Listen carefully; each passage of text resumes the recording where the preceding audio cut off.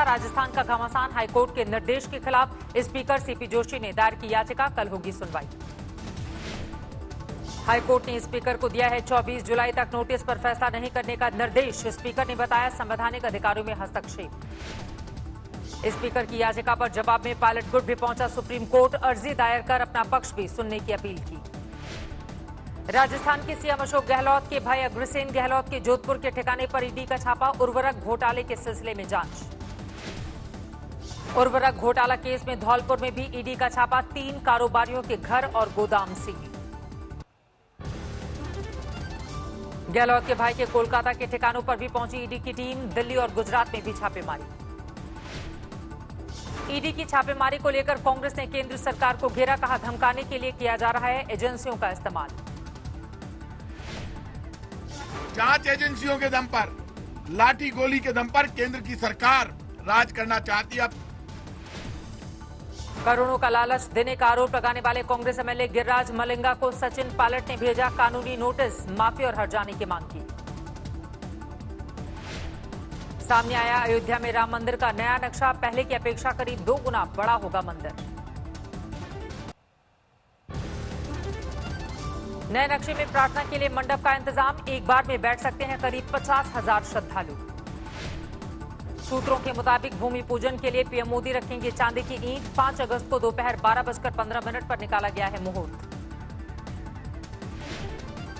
लालकृष्ण आडवाणी से मिले गृह मंत्री अमित शाह, सूत्रों के मुताबिक 30 मिनट की मुलाकात में बाबरी केस में पेशी को लेकर चर्चा।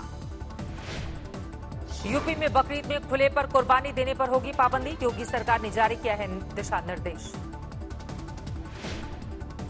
दिल्ली से सटे गाजियाबाद में पत्रकार की हत्या को लेकर सुलगी सियासत, राहुल गांधी ने कहा वादा था रामराज का, दे दिया गुंडाराज।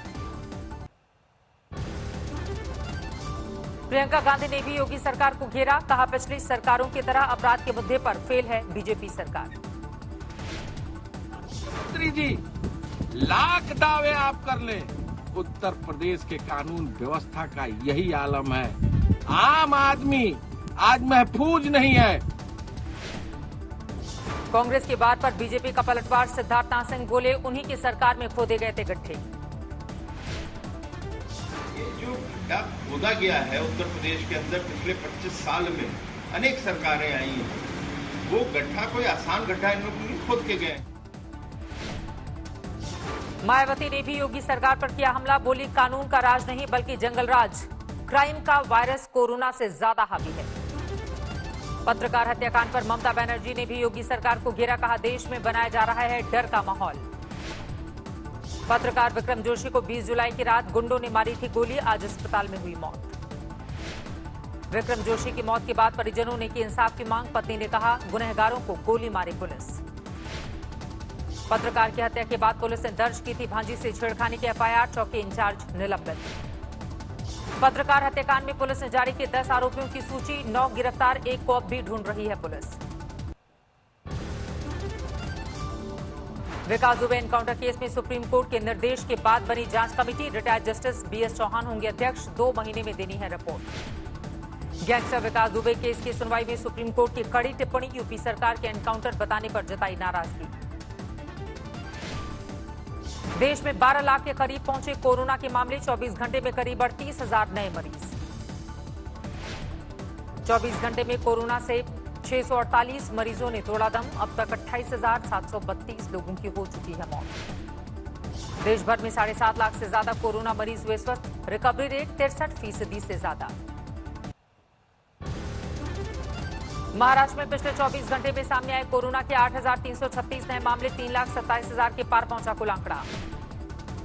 दिल्ली में पिछले 24 घंटे में सामने आए 1,349 नए मामले, कुल आंकड़ा 1.25 लाख के पार। दिल्ली के स्वास्थ्य मंत्री सत्येंद्र जैन ने फिर दोहराई कोरोना की कम्युनिटी स्प्रेड के बाद सीरो सर्वे का दिया हवाला। बिहार में तेजी से बढ़ रहा है कोरोना का मामला, सासाराम में डीएम ऑफिस के 52 कर्मचारियों में संक्रमण। समस्तीपुर के सिविल सर्जन बने कोरोना का शिकार, पटना के एम्स में इलाज के दौरान मौत। पटना में लॉकडाउन के दौरान दिखी लापरवाही, सब्जी मंडी इलाके में उमड़ी भीड़। भोपाल में कोरोना के बढ़ते मामलों के बीच 5 दिनों का लॉकडाउन, कई दूसरे इलाकों में बढ़ाई गई पाबंदी। नागपुर में पुलिस ने चलाया कोरोना जागरूकता अभियान, प्रभावित इलाकों का साइकिल से दौरा। मुंबई से सटे पालघर में जमा हुई सैकड़ों की भीड़, लोकल ट्रेनों में सफर की इजाजत के लिए प्रदर्शन। G20 देशों के आईटी मंत्रियों के सम्मेलन में चीन के सामने रविशंकर प्रसाद की दो टूक, बोले डेटा सुरक्षा को लेकर उत्तरदायी बने डिजिटल प्लेटफॉर्म। दिल्ली समेत पूरे एनसीआर में आज भी जोरदार बारिश, कई इलाकों में जलभराव से लगा भारी जाम। बारिश से दिल्ली के वीआईपी इलाके अशोका रोड में सड़क धंसी, वाहन चालकों के लिए खतरा बना 10 फुट गहरा गड्ढा। जोरदार बारिश से दिल्ली के महिपालपुर में अंडरपास में पड़ी दरार, रोकी गई गाड़ियों की आवाजाही। दिल्ली के राजौरी गार्डन इलाके में सड़क पर स्विमिंग पूल का नजारा, ड्रेनेज जाम होने से जमा हो गया पानी। दिल्ली से सटे नोएडा में भी जोरदार बारिश, जगह जगह ट्रैफिक जाम से बढ़ी लोगों की मुश्किलें।